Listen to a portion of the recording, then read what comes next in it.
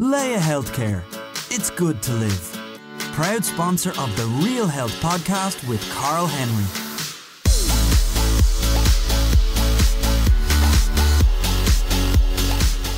Hello and welcome to the Real Health Podcast in association with Leia Healthcare with me, Carl Henry. Folks, on this week's episode, it's the first ever guest I've had on the show that my wife has got super excited about when I told her who I was coming in to interview.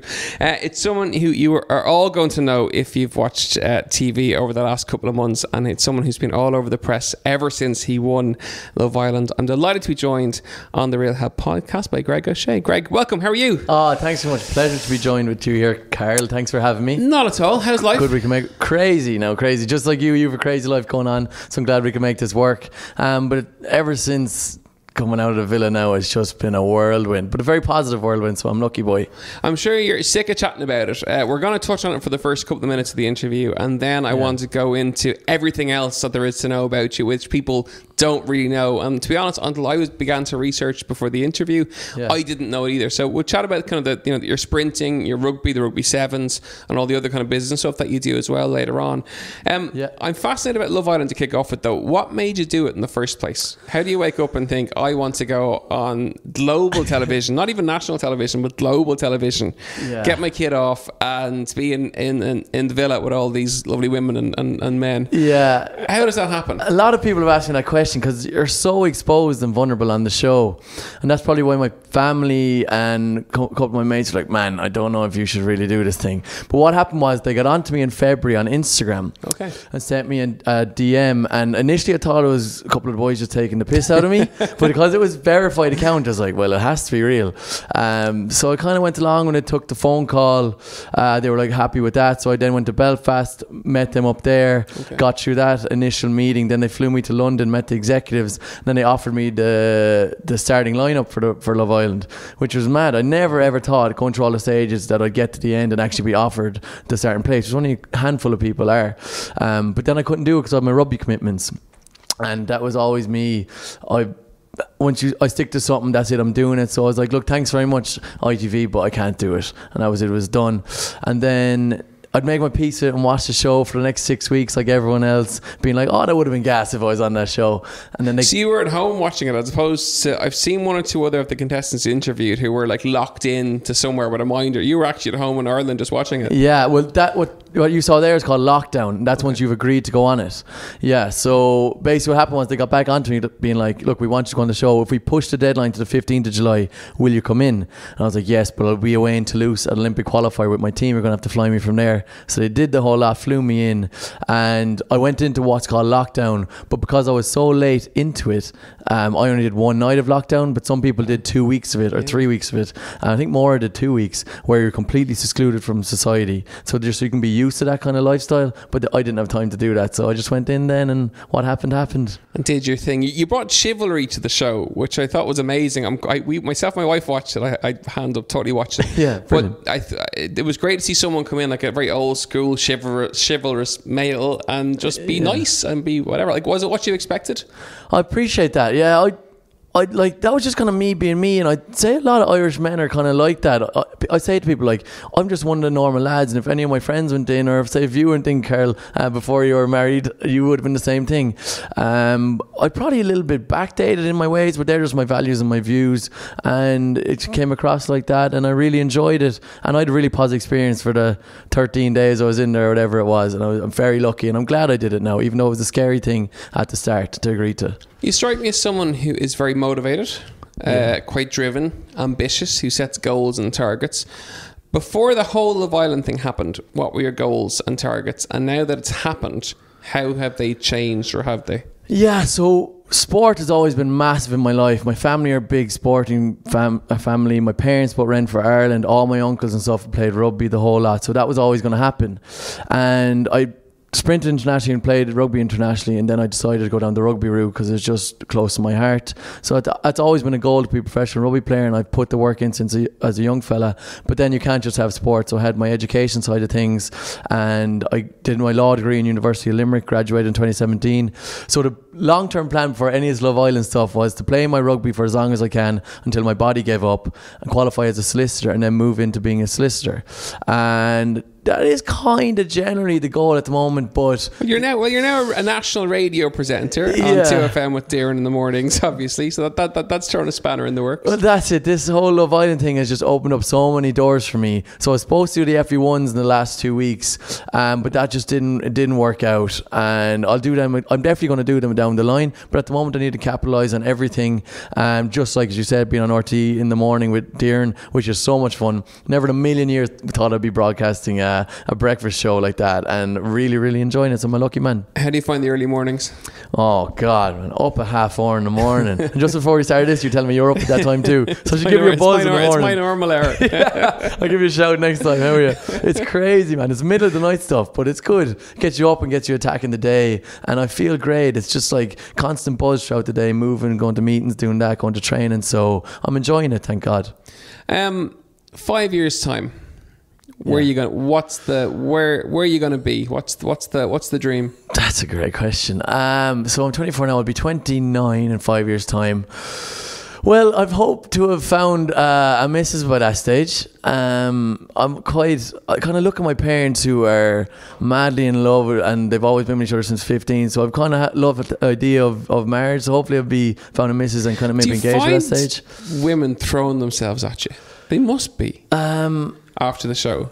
And you can also, honestly, I don't want any names, but like, sure, yeah, women have to be thrown. I saw you at ploughing, and it was like God himself arrived. There's only one person who I saw who I've seen get a bigger attention at ploughing than you, and that's Marty Morrison. Marty and ploughing seem to go together. But like, you were in the RT tent in ploughing, there was just bedlam. Every female at the championship was in that tent. Like, surely it's a bit crazy, all right? It has to be. And even trying to filter through that a bit in terms of to find a dateable or someone that you would actually really want to date must be hard. It is tough. It actually is tough, but then I'm going to sit here and complain, there's too many girls, like, do you know what I mean? But I'm kind of just focusing on myself at the moment and investing in myself and trying to capitalise on everything. And I don't really have time for dating at the moment. So ever since Love Island and everything that's happened there, I haven't actually dated anyone. I'm not even speaking to anybody, which is weird. It's the first time since I've been like 13 or 14 that I've had no love interest in any way in my life, which is crazy. I'm not even texting anybody. So it's a really, really weird time for me, but it's nice to eventually just kind of look at myself and invest in myself. So maybe in time when it calms down a bit, I'll look for someone. That's an answer I wasn't expecting. I was like, oh, wow, okay, yeah. It's definitely, there's options there, but I haven't looked into any of them yet. Okay. So Dave and Noel are keeping you on the very much the straight and narrow when it comes to career and looking at getting your career sorted. Yeah, it's career and friends and family at the moment. And if a lovely lady comes along, then I'll be open to it. But at the moment, it's just me, myself, and I. Ladies, you've heard here on the Real Help podcast, he is single and looking. So if you see Greg out and about, say hello, mention the podcast. That'll be a lovely opening line, and see where it goes from there.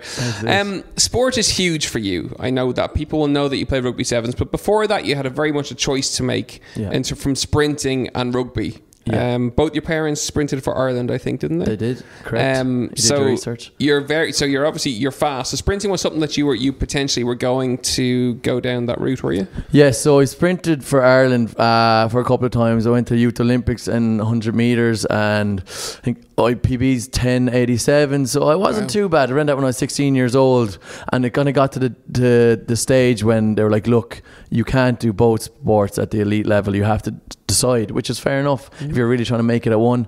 And rugby was just a little bit closer to my heart, so I parked the athletics and went full for the rugby, and Munster gave me a contract, and I was with them for 3 years. In their academy, loved it, really enjoyed it. It worked well coinciding with my law degree, and then I had a bad accident. Then at the end of the third year, I fell off a bicycle, and I don't know if you want me to go into it. It's a bit gruesome. Go for it. We'd love to hear more. I fell off. I went to visit an ex-girlfriend in New York. I was cycling down the road on a kind of second-hand bike, and the chain fell off it.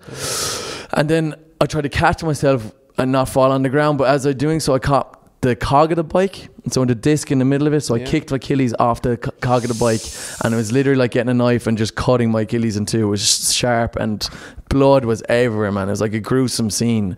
And the thing about not having your Achilles, you probably noticed, being such a fit man yourself, your leg doesn't work without your Achilles tendon, so it was just flopping there. And I went to step on the leg and it just completely collapsed, and I was like, oh my god, there's something seriously wrong here. I didn't know what to do, so setting aside the road, ended up ordering a taxi, got a $200 taxi to the closest hospital, went in and met the surgeon. He goes, yeah, your Achilles is gone, man, you have to get surgery in the morning. So I rang Munster, told them what happened, and they were like, all right, get the next flight home and we'll get you surgery here in Santry with Johnny McKenna. And he fixed me up, but the leg's never been right since. I wouldn't wish it on my worst enemy. It really kind of messed me up, both physically and mentally.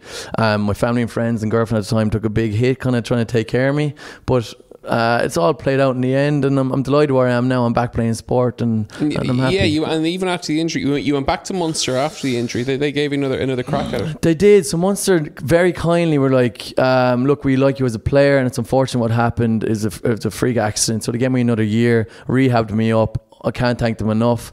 It was just, the team was stacked at the time. They had people like Zebo, Earl, Sweetenham, Alex Wooden, the whole lot. They just didn't have a senior space for me. So the sevens team then took me on, and I paid my way in there. But the volume of running change from 15s to sevens is bizarre. Like, you wouldn't even comprehend it. So it took me a while for my body to adapt to that, especially with having the new leg.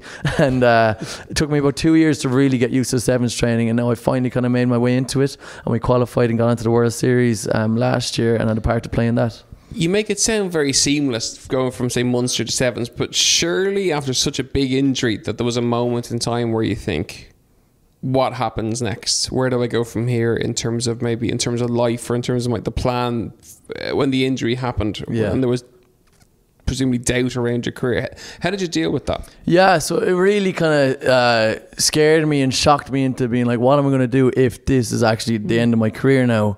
But luckily, I'd always kind of had a focus on education, so I was doing my law degree, and I'd only one more year left in that. So I finished off that and got it done, thankfully, having in the back pocket. But there was a part of me that was like, look, you're not finished now. You need to keep going. You put too much work into it. So I rehabbed the leg as much as I could and just gave the sevens a full whack, and it took us a while to really pick up steam, but we did it eventually. We got a good group of fellas together, and we got to Hong Kong last year, and we ended up winning it and getting the Irish sevens onto the world stage. So I can't wait to get into that this year. There's 10 different destinations around the world we travelled to, so like Sydney, Hamilton, Vancouver, Hong Kong again, the whole Cape Town. So really looking forward to it, and the Olympic qualifier at the end of the season as well. You're listening to the Real Health podcast in association with Leia Healthcare with me, Carl Henry. So we're chatting rugby sevens. Tell the listeners a little bit about that, how it's different from, say, the Rugby World Cup that's going on at the minute. How does the game differ? How is it different? It's faster and you cover more ground. I know that. Yeah, so that's a common question that I get, because people don't really know what sevens is, but everyone's used to watching the 15s, like the 15s World Cup that's on at the moment. But it's essentially what it says in the tin. Sevens rugby is just sevens aside rugby, whereas normal rugby is 15 aside, and it's faster, and everything's about the number 7 basically. So each half is only 7 minutes long. There's only 7 people on each team, so that's what it's all about, and it's faster. It's much more of a spectator sport, so the games are only 14 minutes long altogether, and it's just tries all the time. Like, it's constant fast moving tries, and people basically just go for the whole weekend and drink their beers and watch us play rugby. So it's a great atmosphere. If you haven't been before, definitely go. There's one on in London, so you could jump across there. Same size pitch? Same size pitch, exact same rules, yeah. So it's full pitch, like you're essentially like sprinting for the whole thing. Like, yeah, it's very entertaining. If you haven't seen it, definitely give it a look. If you know cricket, it's basically T20 cricket. It's the same as similar to that. It's just faster, more fun version of the game. And chat to us about your training regime then for that. I know even trying to get the interview yourself, Dave was very mindful of the quantity of work that you do relative to your training and getting your rest time as well. So how much training are you doing for it? Yeah, so a big thing for me going into Love Island was that I always wanted to come back and do my rugby. That's me. I was like, no matter what happens, I'm coming back. And my schedule at the moment revolves around the training schedule. So the team's training schedule is what I base my week on, and then everything else goes around that. So it's full time. It's a full time gig. We're just like a 9 to 5 kind of job. We train 2-3 times a day, meetings, recovery, the whole lot. It's state-of-the-art facility out in Blanchardstown. The IRFU have just opened. Oh yeah. So it's like an elite hub out there in Blanchardstown. The FEI out there, GAA, we're out there now, the athletics, the whole lot. So we're lucky. Indoor pitch, it's incredible. I actually can't fault it. I've trained in places all over the world, Olympic centres, and it's second to none out there. So we're really lucky to have that space. What's your downtime then, or what's your treat? So far we've got the athlete and how much, and all of.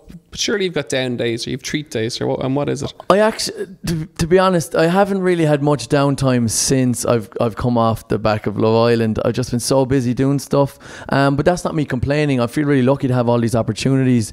So when I kind of have days off, I'm doing meetings, or I'm doing the events, or go home on the weekends to do stuff down there. So I was at a charity gig last weekend and things like that.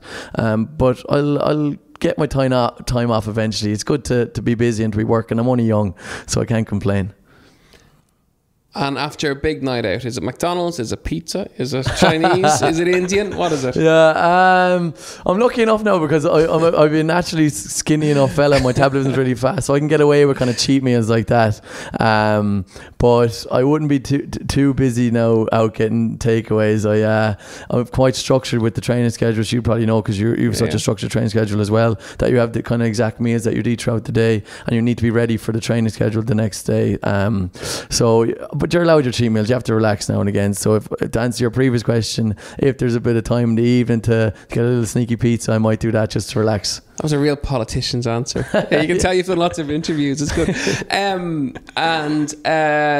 Tokyo Olympics 2020. Yes. Yep. How's that shaping up in terms of the team? Well, that is the big goal now. If you ask me what's my biggest goal for next year, that is Tokyo 2020, the Olympics. It's the pinnacle of sport. Like you can't get higher than that. And we have to win one tournament now. At the end of May, start of June kind of time. The Olympic repechage is called. So basically the last 12 teams around the world, there's one spot up for grabs in the Olympics. So the winner of this tournament goes into the Olympics. So that's at the end of the season, and we're definitely shaping up good for it. We have a really good squad, and the thing with the sevens team is that it's not as financially lucrative as the 15 aside, which is just obvious enough, but we all love it, and that's the thing. We really want to be there, and it's kind of brought us closer together, the want for us to play the game. So we're definitely in the right space. We have great coaches, great facilities, and the season I think will go really well for us. We're all training very hard at the moment. Tell us about your involvement with Rugby Players Ireland. You're on the executive board, so tell us a little bit more about that. Yeah, so RPI have brought 2 more representatives onto their executive board, one from the men's sevens and one from the women's sevens. Louise Galvin's the women's one, and it's basically just a representative of the team to bring the players' views to the board and Rugby Players Ireland, who their goal is essentially to make Ireland the best place in the world to play rugby, and they're very good at what they do. So the boys thankfully voted me in to be on the board and to represent them and represent their views, and it's really nice and it's really enjoyable to sit on the board with people like Johnny Sexton, Peter O'Mahony and people like that, and Simon Keogh and all the rest of them. I'm learning loads from them, and it's great to be involved and to represent the boys, so I'm very lucky there as well. How did the show how did your training plan fit around the show? Yeah, so that was kind of the big issue at the start, was when they wanted me to go in and do the full 2-month stint. Well, I could have been voted off, but it's maybe 2 months. I couldn't do it because you don't have that much time off. We get 4 weeks off in the summer, and it just worked out that the last 2 weeks of Love Island were the first 2 weeks of our time off. So thankfully I went to the director of rugby and David Newsfor as well, and I told them what was going on. They were like, as long as it doesn't interfere with your rugby, you can go do what you want in your off time, just make sure you know what you're doing. So they were like, it was your own risk going on the show, and my mom probably saw the same risk. It's like, you do it if you want to do it, but it's a big risk. What did your mother say to you? Yeah, Mom, I'm going on this massive show called Love Island. I can imagine that phone call. Yeah, I know. I initially told her I was going to the interviews and stuff, and she was like, no, stay away from it. And I was like, look Mom, I'm just going to go. I'll probably never end up getting it. And then with the whole not doing it thing, I just kind of left her off and didn't tell her what was going on.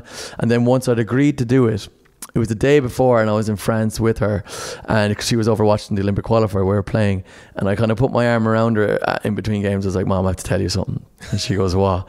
And she goes, no. And I just held her tighter and go, I'm going tomorrow to Love Island. And she starts going, no. But I was like, look Mom, you raised a good man, you have to appreciate the work you've done. I have respect, I have values, and you have to believe in what you've done, and I'll be okay, don't worry about it. And she goes, okay, it's your own fault now, go and do it. And she's only happy now because I got on well there and came out, and I've all these opportunities, so it's great. And when you're in there, do you have any awareness of the greater world outside of the villa? Do you have any, like, do you think about what's my mother going to think of this, or do you have any concept of how you're edited in terms of as a character, or does it cross your minds at all, or do you just kind of just be yourself? So you're completely secluded from society. You've absolutely no idea what's going on in the outside world. It's just you and the other islanders and the producers, and that's it. But the thing was that you're just gonna, it's 24-hour cameras and 24 hours mics, and you just have to get used to the situation. Mm-hmm. If you get so conscious of what's going on and what people think of you, you'll end up going crazy, so you eventually relax into it. But what I kept reminding myself, my cue was, remember your mom's watching this. Okay, that was my cue to me. So the whole bedroom activities was kind of a big thing for me, being like, I'm not doing this. Not because 6 million people are watching this, because my mom is watching this. So that was kind of a cue for me. So that kind of kept me on the straight and narrow of it. Yeah. Best answer ever. Okay, love it. Okay, so tell us about the other stuff that you're doing as well. You've got your own clothing line now, haven't you? Yes. So Too Politically Correct is the clothing line, and it's my best mate I'm doing it with. It's more so him. He's the master behind it, so he's very fashionable. He has a master's and a whole lot, and he's come up with this idea. And it's the big thing what I like about it, which really got me involved, was that it's 100% sustainable. So it's made from recyclable materials, and it's made from organic cotton, so it's really good for the environment, and it's none of this kind of like, what you say, disposable clothing. It's really good, and it's really reusable. So I got involved with him, and it's just launched there last week. Site is up and running, so check it out. It's really good stuff. I'd wear it anyway, so that's why it was kind of easy for me to get involved with him. And we've kind of unisex stuff at the moment, but we're actually going to bring out specifically female stuff in the next launch, to kind of cater for that side of things. So it's really exciting. It's only early stages, but it's a good venture to have, and it's even greater to do with my best mate. So let's see where it goes. Always good.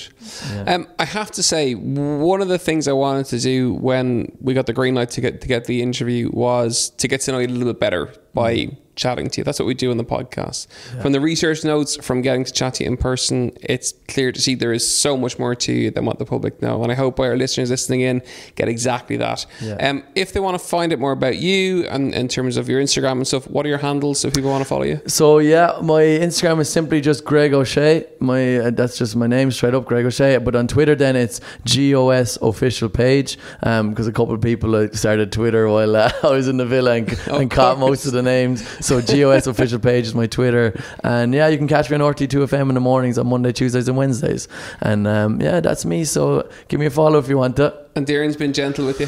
Darren has been very gentle with me. Yeah, she's really good crack, and she's taking good care of me. Has she done an impersonation of you yet? No, funny said, I only said it to her yesterday. I was like, no one's tried to do an impersonation of me. I don't know if it's because I'm difficult or because I don't know what it is, but hopefully now in the next Darren project she'll do an impersonation of me. I don't doubt it. Watch this space. Greg O'Shea, thank you so much for coming on the Real Health podcast and chatting all things health and career with us, and Love Island obviously as well. Folks, you've been listening to the Real Health podcast in association with Leia Healthcare. I really, really hope that you enjoyed today's interview. It's been lots of fun doing it and getting to know Greg a little bit better. As always, we want your thoughts and your feedback on the show, so get in touch with a rating, a review, and don't forget to subscribe. We're also on Instagram and on Twitter at CarlHenryPT, and on email for any questions or even guest suggestions that you may have. It's realhealth@independent.ie.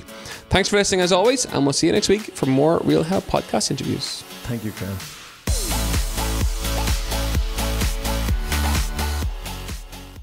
Leia Healthcare. It's good to live. Proud sponsor of the Real Health podcast with Carl Henry.